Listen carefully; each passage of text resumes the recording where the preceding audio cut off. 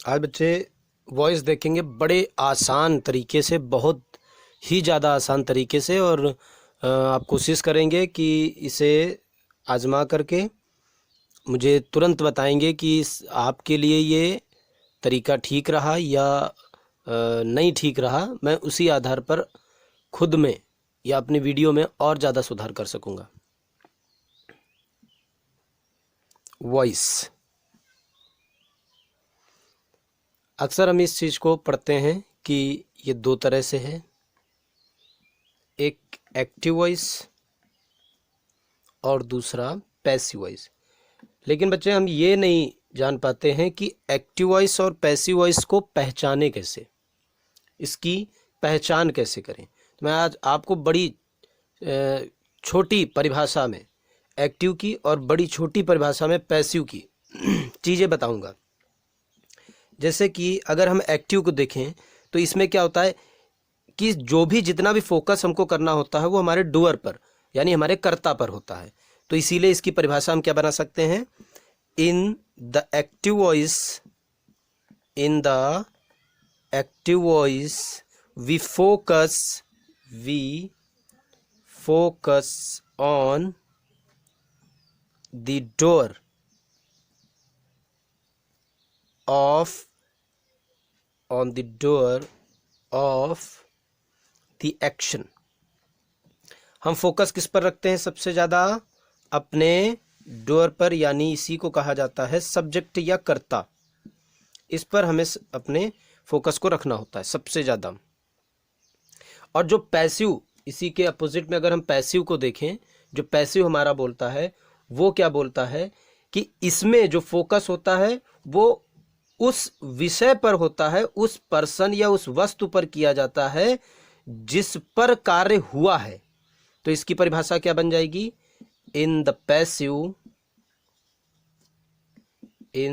Passive voice we focus on the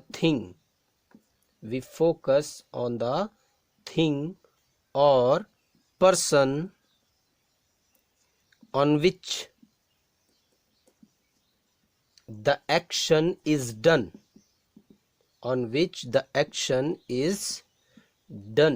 जिस यहां पर फोकस हम किस पर करते हैं, उस वस्तु या उस पर्सन पर किया जाता है जिस पर कार्य हुआ हो।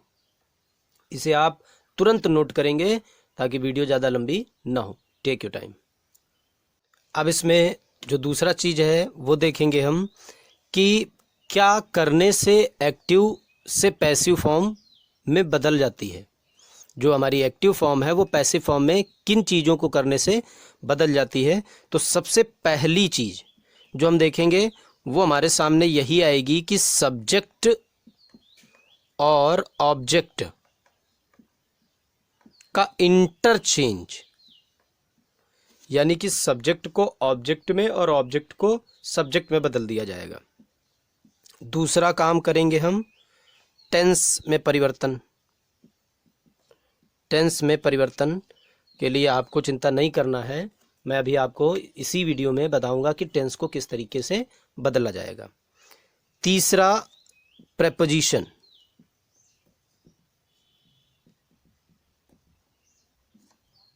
प्रेपोजिशन का प्रयोग ये बहुत इंपॉर्टेंट है क्योंकि अलग अलग क्रियाओं के लिए अलग अलग निर्धारित प्रेपोजिशंस हैं। मोस्टली हमको जो मिलती हैं वो बाय मिलती हैं, इन है, टू है, एट है और विद है। ये हमको ज़्यादातर प्रेपोजिशन इन्हीं के यूज़ हमको पढ़ना। हाई स्कूल 8th और 9th के जो बच्चे हैं और इवन इंटर में भी ज़्यादातर इन्हीं प्रेपोजिशन से पूछा जाता है, तो इसे नोट कर लें।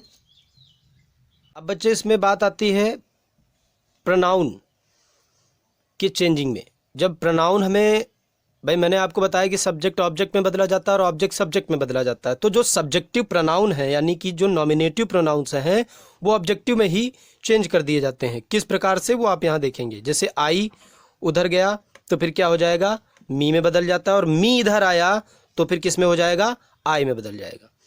ही उधर गया तो फिर हिम में हो जाएगा, और हिम इधर आया तो ही में हो जाएगा, दे उधर गया तो फिर देम में हो जाएगा, और देम इधर आया तो फिर दे में हो जाएगा।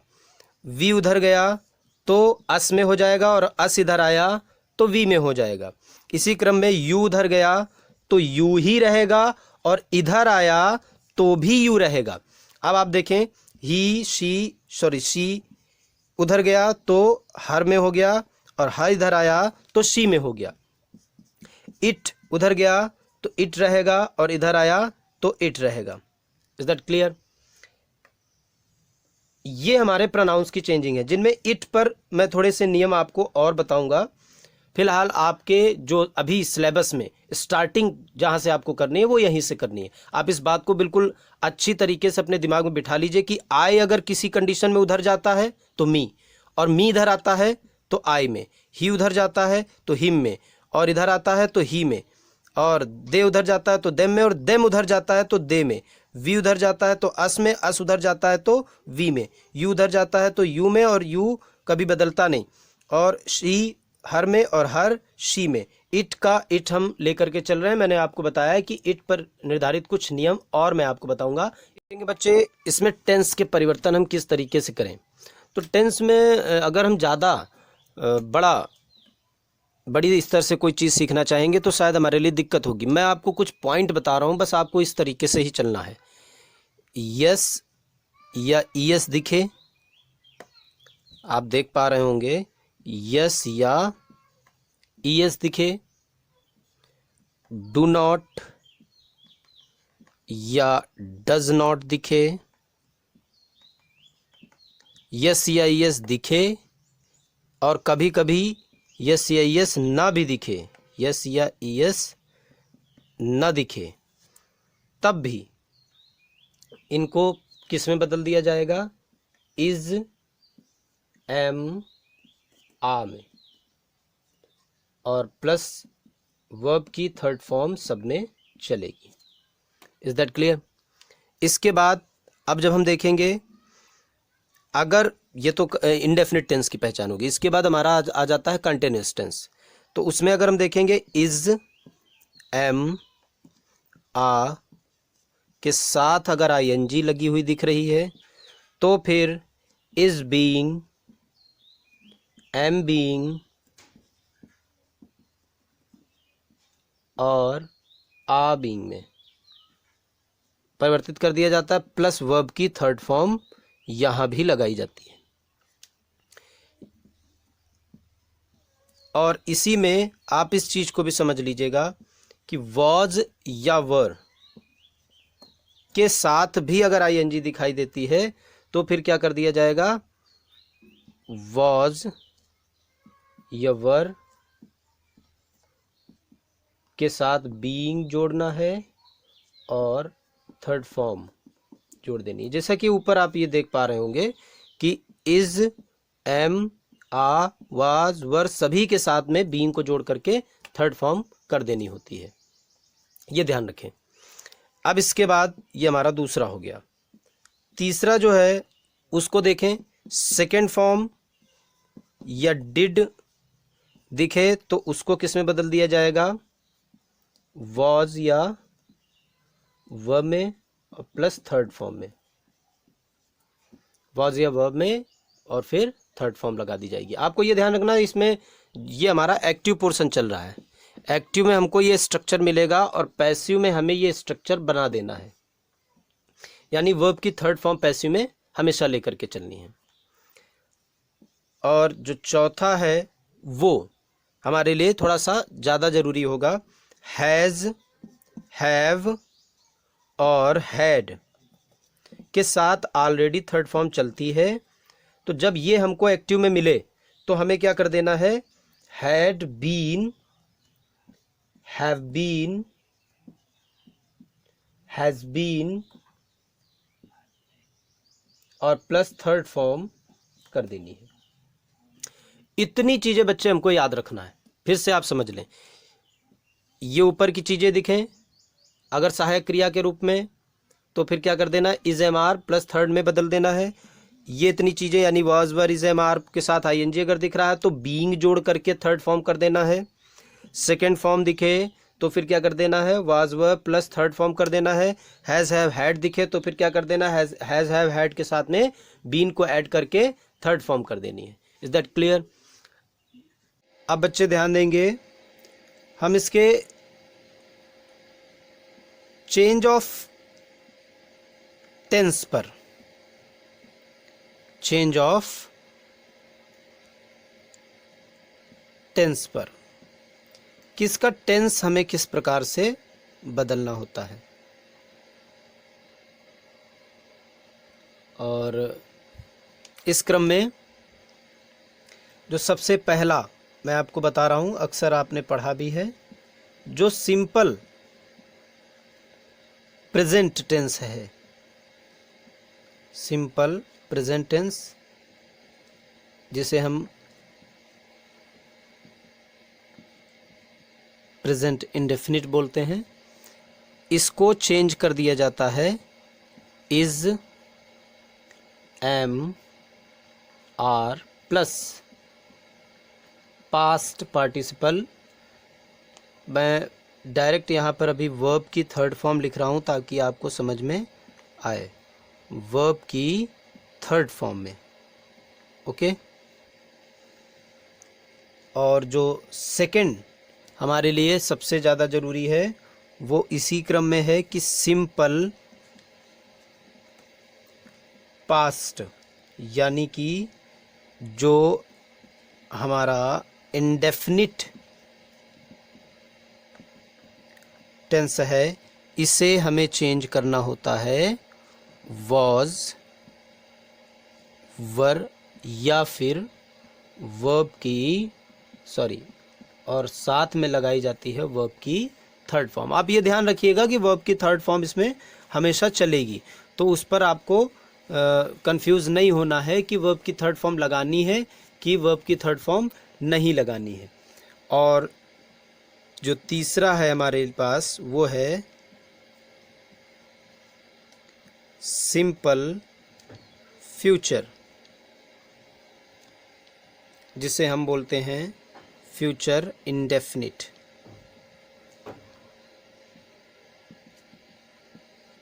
इसे चेंज किया जाता है विल, बी या फिर शैल बी में।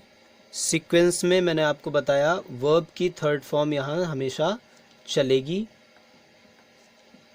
तो ये तीन टेंस जो बेटे हो गए, ये हमारे इंडेफिनिट के तीनों टेंस हो गए कि प्रेजेंट का इंडेफिनिट किस प्रकार से बदला जाता है, पास्ट का इंडेफिनिट किस प्रकार से बदला जाता है, और फ्यूचर का इंडेफिनिट किस प्रकार से बदला जाता है।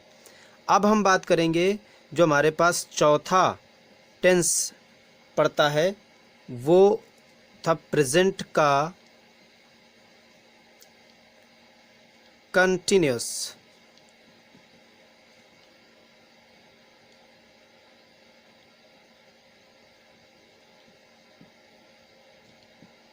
इसे चेंज किया जाए तो ये किस में चेंज होता है, इज, एम,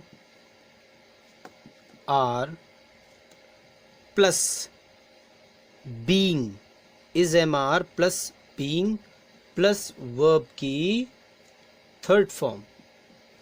इसी चीज को कुछ बच्चे समझने के लिए ये भी समझ सकते हैं कि प्रेजेंट कंटिन्यूअस टेंस की जो सहायक क्रिया होती है वो इज, एम, आर के साथ आईएनजी लगा होता है, यानी इज एम आर के साथ आईएनजी जब भी आप देखें तो उसे किस में चेंज कर दें, is am are plus being में।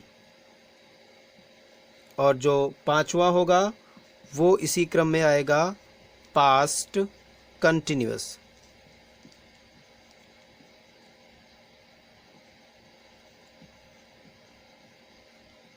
आपको पता है कि इसकी सहायक क्रिया वॉज, वर के साथ आईएनजी ली जाती है। ये चेंज की जाएगी उसी सीक्वेंस में was, were plus being plus verb की थर्ड फॉर्म, ओके। जो सिक्स्थ है हमारा वो होना चाहिए फ्यूचर कंटिन्यूअस टेंस। तो आपको मैं लिख दे रहा हूं यहां पर,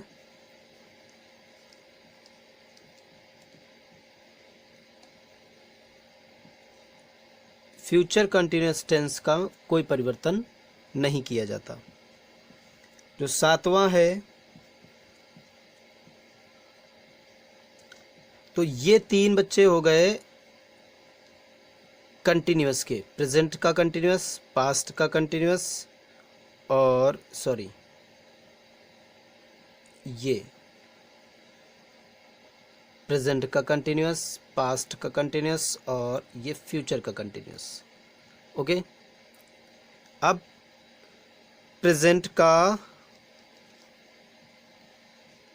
परफेक्ट टेंस अगर हम देखें तो इसकी जो सहायक क्रिया होती है आपको पता होनी चाहिए, हैज़, हैव के साथ थर्ड फॉर्म लगती है ऑलरेडी। इसे जब चेंज किया जाता है तो हैज़ बीन या हैव बीन प्लस वर्ब की थर्ड फॉर्म में चेंज किया जाता है। Is that clear? अब बच्चे बात आ रही है मॉडल वर्ब की, तो उसमें हम क्या करेंगे, इसके लिए मॉडल वर्ब में हम इसको विल को भी ले रहे हैं, will, shall, would, should, can, could, may, might आदि। सबसे ज़्यादा हमारी यही मॉडल वर्ब ज़्यादातर पूछी जाती हैं। तो ये जब भी दिखे तो इनके साथ में आपको क्या कर देना, विल दिखेगा तो विल बी, शैल दिखेगा तो shall be, plus third form सबके साथ चलेगी। मैंने आपको बताया कि ये एक्टिव पोर्शन चल रहा है हमारा और ये पैसिव चल रहा है, तो जब भी हम पैसिवाइजेशन करेंगे तो उसमें हमेशा थर्ड फॉर्म ही इंक्लूड करेंगे। और उसके बाद है वुड, तो उसमें भी बी ऐड कर देंगे। अगर शुड आ रहा है तो फिर उसमें भी बी ऐड कर देंगे, जैसा कि आपको पता है कि थर्ड फॉर्म चल ही रही है। कैन है, उसके साथ कैन बी, और कुड है तो उसके साथ कुड बी, यानी बी इंक्लूड करते जाना है और प्लस थर्ड फॉर्म लगाते जाना है। मे है तो मे बी, और माइट है तो माइट बी, और आपको पता है कि यहाँ पर पास्ट पार्टिसिपल चलती है यानी उसी को थर्ड फॉर्म कहा जाता है, तो सभी के साथ थर्ड फॉर्म लगानी है। ये मॉडल वर्ब की बात आ गई। अब देखेंगे कुछ एग्जाम्पल सब लेते हैं बच्चे, जैसे कि मान लीजिए मैंने आपको पहला जो टेंस चेंजिंग बताया था वो यस या यस, डू, डस के आधार पर बताया था, तो उसी पर हम पहला उदाहरण लेते हैं अपना कि Mohan writes a letter. Mohan writes a letter. बच्चे ध्यान देंगे, एग्जाम्पल पर बहुत ज़्यादा ध्यान देंगे, इससे आपकी बहुत सारी चीज़ें क्लियर हो जाएंगी। मैंने आपको सबसे पहली चीज़ कक्षा में ही आपको बताया था कि सब्जेक्ट और ऑब्जेक्ट को छांटना। तो सब्जेक्ट को छांटने का जरा क्रम याद करिए। मैंने आपको बताया था कि प्रश्न में मैं कौन, या सबसे पहले आप हिंदी कर लें, मोहन ये नाम हो गया, ओके। राइट्स, राइट माने लिखना होता है, लेकिन मैंने आपको बताया था कि यस या यस जहाँ लगता है वो ता का उद्बोधन करता है, यानी लिखता है। आ माने एक, लेटर माने पत्र। अब इसको हम सही करके लिखेंगे। मैंने आपको यह भी बात बताई थी कि जो ऊपर लिखा हुआ वाक्य है ये हमारा इंग्लिश है, और इंग्लिश वाक्यों में स्ट्रक्चर दूसरी तरीके से चलता है और हिंदी वाक्यों का स्ट्रक्चर दूसरी तरीके से चलता है, क्योंकि दोनों ही अलग अलग भाषाएं हैं। इंग्लिश वाक्यों के स्ट्रक्चर में मैंने आपको बताया था कि SHVOO के क्रम पर ये चलते हैं। तो हमने देखा कि मोहन सब्जेक्ट हो गया, ये एच का मतलब हेल्पिंग वर्ब इसमें कहीं आई नहीं है, तो इसका मतलब सीक्वेंस अब किसकी बारी आई है, वर्ब की बारी आई है, यानी ये वर्ब है। और फिर इसके बाद ओ यानी ऑब्जेक्ट की बारी आई है, तो ओ ये हो गया हमारा। और इसके बाद अदर वर्ड, तो हमें यहाँ तक ही ध्यान रखना है। हमने प्रश्न किया कौन लिखता है, तो जवाब आया मोहन लिखता है, यानी कि मैंने आपको बताया था जो जवाब आया वही हमारा सब्जेक्ट होगा, यानी ये सब्जेक्ट हुआ। काम क्या करता है? लिखने का, यानी कि जो काम किया जा रहा है वही हमारी वर्ब हुई। क्या लिखता है? पत्र लिखता है। कब, क्यों, कैसे, कहाँ, कितना, क्या इत्यादि प्रश्न करने पर जो जवाब मिल रहे हैं वो हमारे ऑब्जेक्ट होंगे। तो अब बच्चे इसमें सब्जेक्ट और ऑब्जेक्ट दोनों ही हमको मिल चुके हैं। मैंने आपको सबसे पहला रूल बताया एक्टिव से पैसिव बनाने का कि ऑब्जेक्ट को उठा करके सब्जेक्ट की जगह पर और सब्जेक्ट को उठा करके ऑब्जेक्ट की जगह पर लिख देते हैं। तो यानी कि ऑब्जेक्ट में हमको क्या मिला? आ अकेला नहीं लिया जाएगा, इसका मतलब यह है कि अ लेटर पूरा लिया जाएगा ऑब्जेक्ट और मोहन पूरा लिया जाएगा सब्जेक्ट। ये इसकी जगह पर चले जाएंगे और ये इसकी जगह पर चले आएंगे। तो वही काम करते हैं, अ लेटर और मोहन उधर चले गए तो क्या हो जाएगा? मोहन उधर हो गए। यानी हमने अदला बदली कर दी। जहां मोहन दिख रहे थे वहां पर अब लेटर आ गया, जहां लेटर दिख रहा था वहां पर अब मोहन आ गए। बीच में बात बच रही है मेरे पास यस या ईएस यानी राइट्स की। तो मैंने आपको बताया कि अभी इससे पूर्व मैंने आपको लिखवाया कि यस या ईएस दिखे या ना दिखे, डू नॉट या डज नॉट इत्यादि को हम किस में चेंज कर देते हैं? इज एम आर में। और is am are helping verb है, इनको हम हेल्पिंग वर्ब या लिंकिंग वर्ब दोनों में हो सकती हैं। अ लेटर ये क्या है? सिंगुलर है। अ लेटर यानी सिंगुलर है। और सिंगुलर के साथ बच्चे मैंने आपको यह भी बता रखा था क्लास में कि सब्जेक्ट वर्ब एग्रीमेंट ये बात बोलता है कि सिंगुलर के साथ सिंगुलर क्रिया ही लगाई जा सकती है। तो यानी कि इज, एम और आ में हम अब चुनाव करेंगे कि कौन सा सही होगा। एम आई के साथ लगता है, ये लगाया नहीं जा सकता। आर प्लूरल है, ये लगाया नहीं जा सकता, यानी इज सही होगा। अब हम इज को यहां पर लिख देंगे, a letter is that clear? मैंने आपको बताया इज लगाने के बाद वर्ब की थर्ड फॉर्म ही इंक्लूड की जाएगी, यानी कि रिटन, WRITTEN। इस बात पर बच्चे विशेष ध्यान रखेंगे कि आप वर्ब की सही वोकैब लिखेंगे, सही स्पेलिंग लिखेंगे।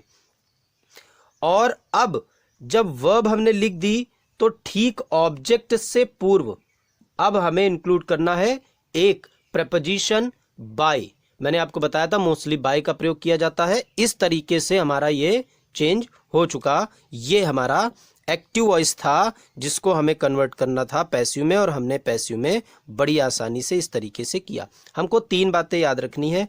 पहली चीज तो सब्जेक्ट ऑब्जेक्ट को हम छांट लें क्योंकि इसकी अदला बदली करनी पड़ेगी। दूसरी चीज हम टेंस को याद कर लें कि टेंस कौन सा टेंस किस टेंस में किस चीज में जाना है। और जो तीसरी बात है वो है बच्चे प्रेपोजिशन की। अभी तो फिलहाल हमारे सामने कोई समस्याएं नहीं आएंगी जब तक नॉर्मल सेंटेंस चलेंगे, लेकिन कुछ जब निर्धारित वर्ब्स आने लगेंगी उसमें निर्धारित प्रेपोजिशन का ही प्रयोग किया जाएगा। अभी आपको मोस्टली बाय लेकर के चलना है, और ये बात कक्षा 8, कक्षा 9 और कक्षा 10 के बच्चे विशेष रूप से इस वीडियो को देखेंगे जरूर। चलिए बच्चे, कुछ बच्चे अभी कमेंट कर रहे हैं और वो बोल रहे हैं कि सर थोड़े से और एग्जाम्पल दे दीजिए। तो ठीक है, मैं एग्जाम्पल और आपको दे रहा हूं। जैसे एक एग्जाम्पल मैंने आपको फिर से लिया, they believe me. They believe me. तो आपको सबसे पहला काम क्या करना है, मैं अभी बहुत सरल तरीका, एक नेक्स्ट जो वीडियो बनेगा उसमें इससे भी ज़्यादा सरल तरीका आपको बताऊंगा एक्टिव से पैसिव बदलने का। बस आप बराबर मेहनत करते रहें, घर पर इसकी प्रैक्टिस जरूर करते रहें। मैंने आपको बताया दे माने वे, बिलीव माने विश्वास, और मैंने बताया था कि यस या यस लगता है तब भी ता है ती है ते है का उद्भाव आता है, और यस या यस नहीं लगता है तब भी ता है ती है का उद्भाव आता है। बच्चे एक बात और मैं क्लियर कर दूं कि पूरे टेंस में केवल 2 ऐसे टेंस हैं जो अपवाद प्रकट कर देते हैं हमारे दिमाग में। वो है प्रेजेंट का इंडेफिनिट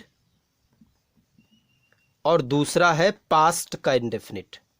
ये ध्यान रखेंगे क्योंकि प्रेजेंट का जो इंडेफिनिट है इसका सिंगुलर जो होता है वो यस या ईएस को लेता है, और जो प्लूरल है वो यस या ईएस को नहीं लेता है। इसलिए बच्चे इस टेंस में ज़्यादा कंफ्यूज हो जाते हैं। पास्ट इंडेफिनिट है, इसको हम बड़ी आसानी से समझ लेते हैं क्योंकि इसमें हमेशा सेकेंड फॉर्म आती है, चाहे सिंगुलर हो चाहे प्लूरल हो, सभी के साथ सेकेंड फॉर्म आनी है, तो इसमें हमको इतनी ज़्यादा कन्फ्यूज़न नहीं होती। लेकिन इस टेंस में हमारे पास कन्फ्यूज़न होती है। अब बच्चे देखेंगे इसको, विश्वास, विश्वास का मतलब भाई विश्वास किया जाता है यानी कि करते हैं। मैंने बताया आपको ते है की बात इसमें आती है। और मी, मी माने मुझ पर, दे बिलीव मी, वे मुझ पर विश्वास करते हैं। चलिए उसकी कोई बात नहीं, अब ये तो हमने हिंदी निकाल दी। कौन करता है? वे। कौन शब्द का जवाब जो मिला वो क्या होगा? हमारा सब्जेक्ट होगा। काम क्या करते हैं? विश्वास करने का, ये हमारी वर्ब हो गई। किस पर करते हैं? मुझ पर करते हैं, ये हमारा ऑब्जेक्ट हो गया। ओके। अब अभी कुछ बच्चे ये सोच रहे होंगे कि सर ने एक मोस्ट इंपॉर्टेंट रूल नहीं बताया। बच्चे वो रूल बताने के लिए नहीं, मैं आपको बड़ी आसानी से ही ये बता सकता हूँ। यहाँ पर मैं आपको बता रहा हूँ कि जैसे आई को अगर उधर ले जाते हैं तो मी में, और मी को इधर लाते हैं तो आई में, ही को उधर ले जाते हैं तो हिम में, और हिम को इधर लाते हैं तो ही में, शी को उधर ले जाते हैं तो हर में, और हर को उधर लाते हैं तो शी में, और दे को उधर ले जाते हैं तो देम में, और देम को इधर ले आते हैं तो फिर दे में। आई और वी को उधर ले जाते हैं तो अस में, और अस को इधर लाते हैं तो वी में। ये हमारे सब्जेक्ट पोर्शन है और ये हमारे ऑब्जेक्ट पोर्शन है। अगर सब्जेक्ट के तौर पर ये चीज़ दिखाई दे रही है और इसको उधर भेजते हैं तो मी में जाएगा, और मी उधर दिखाई दे रहा है इधर ला रहे हैं तो फिर आई में हो जाएगा, जैसा कि इस वाक्य में हुआ। मैं इसी का इंतजार कर रहा था कि मैं कोई इस तरह का उदाहरण आपको दूं जिसमें तुरंत चेंज करके दिखा सकूं। अब हमने देखा कि सब्जेक्ट हमारा ये मिला, ऑब्जेक्ट हमारा मी मिला, तो दे उधर जाएगा और मी उसकी जगह पर आएगा। तो मी इसकी जगह पर आएगा, मैंने अभी आपको लिख करके बताया था कि मी जब इधर आएगा तो अब मी के रूप में नहीं आएगा, आई बन करके आएगा। और दे उधर जाएगा तो अब फिर दे के रूप में नहीं जाएगा, किसके रूप में जाएगा? ये देम के रूप में जाएगा। Is that clear? इसके बाद हमने टेंस देखा, करते हैं, प्रेजेंट इंडेफिनिट, यस या यस हो या ना हो, फिर भी हमें इज एम आर में ही ले जाना पड़ता है चीज़ें। तो इज लगेगा कि एम लगेगा कि आर लगेगा, अब हम ये छांट लें। तो बच्चे ये आई है तो आई के साथ एम लगेगा, इज लग नहीं सकता, आर नहीं लग सकता, इसका मतलब हम आई के साथ एम लगाएंगे, आई एम। और इसके ठीक बाद में मैंने आपको बताया हमेशा थर्ड फॉर्म बिलीव, बिलीव की थर्ड फॉर्म बच्चे believed, BELIVED, BELIEVED, sorry believed. और जब वर्ब हम लगा देते हैं और ऑब्जेक्ट के ठीक बाद में क्या कर देते हैं? बाय लगा देते हैं, I am believed bye them. Is that clear?